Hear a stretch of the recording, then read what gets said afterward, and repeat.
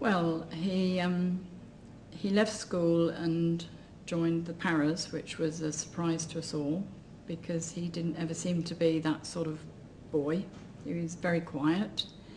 And when he came home from the army careers and said that he was in the Paras, I'm not sure if he chose them or they chose him. But anyway, off he went at 16 on his basic training, which I don't know if you know anything about the military, but the training for the Paras is extremely hard. And passed and got his wings, and within a very short time the Falklands conflict broke out, and he was 17. So he sailed on the Canberra from Southampton, but at the time we weren't sure, because they weren't really releasing very much on the news about what was going on. But we felt he was probably on the Canberra, and then as time went on, then we obviously knew he was. Was he sending, was you receiving letters? We were getting letters, yeah, we were getting letters. And they sailed round and round the Ascension Islands for about 3 weeks, if I remember rightly, and then eventually all the diplomatic talks that were going on failed, and they sailed to the Falkland Islands. He then, he was in 3 Para, he then with his company, I think the Marines call it Yont, across the Falklands. They walked right across the Falklands with their packs, and he was involved with the Battle of Mount Longdon, and that was his 18th birthday. On his 18th birthday? Yeah.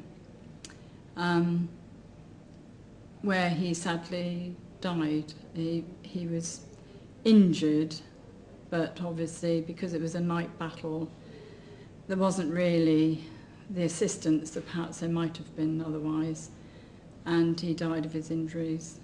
In the field, or? Yes. Okay. Yeah. What? Obviously, he'd joined the Paras, or they'd chosen him, as you said. Yeah. Was that something at the time? I mean, he obviously he really wanted to do it. Do you have a sort of an army history in your family, or was he the first to? No, his brother was in the Royal Hampshires, and he was in Northern Ireland when Neil was on his way to the Falkland Islands, and I was more worried about Mark than I was about Neil, with all that was going on in Ireland at the time. Their dad had been in the army for his 3 years, he'd done his 3 years, and was then in the TA.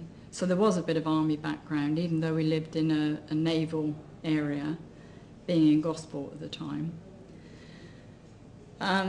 So that was really their only links with the military. But did you think that he would have gone into have an army career, or? No, he wanted to be a gamekeeper. I think he regretted being in the army, like a lot of them did. He wrote telling us that he'd done his last letter, but they'd all had a good laugh about that because they weren't quite sure what to say.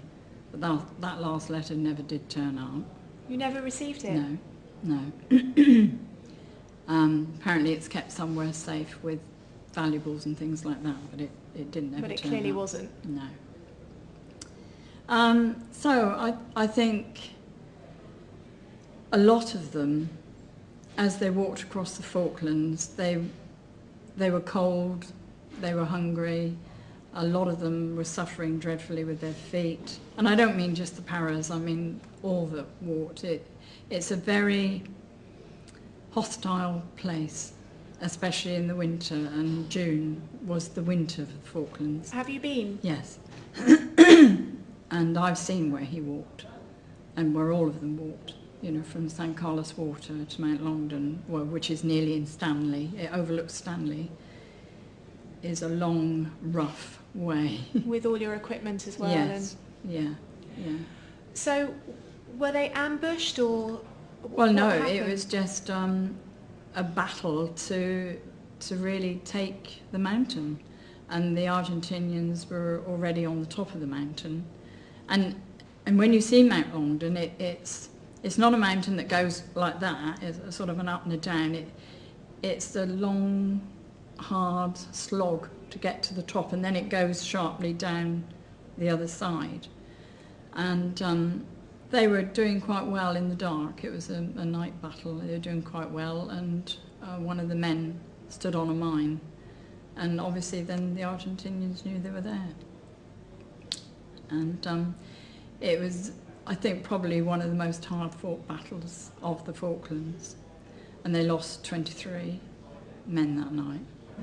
How do you feel about, I mean, I won't even begin to ask you how you felt at the time, but now, how do you feel about the Falklands conflict? I mean, obviously, Great Britain triumphed, but I've never thought it wasn't the right thing to do, because I believed, I sort of liken it to, if the French came and tried to pinch the Isle of Wight off of us, would we just stand there and watch them do it? So I tried to liken it to that, and we were just defending what was ours. And so I didn't ever think it was the wrong thing to do. And in fact, having been there and having spoken to the Falkland Islanders and, you know, people that were actually there and imprisoned by the Argentinians and the sorts of things that happened to them, I don't think any of them would still be there now if it hadn't been for, you know, us going over there.